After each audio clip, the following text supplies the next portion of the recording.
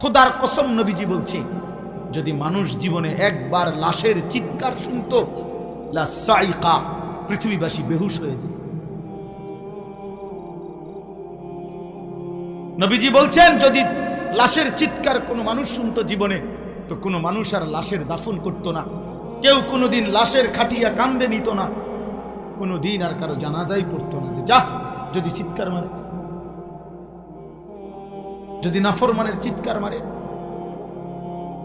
নবীজি বলেছেন, আল্লাহ দয়া করে তোমাদের সামনে ওই আওয়াজ শুনতে দেয় না।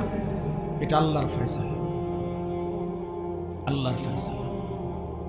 হ্যাঁ বন্ধু, একটা সামান্য হয়তো এমনি খেলনার মতো একটা কিছু বানাইয়া দেখাইছে, কিন্তু সে তো জানাজার নামাজ পড়ছে, বাচ্চারা বুঝাইছে এমন এক চূড়ান্ত পরিণতি আমাদের হবে একদিন। এই পৃথিবীর তোমার হাতে সময় নাই, আমার হাতেও সময় নাই।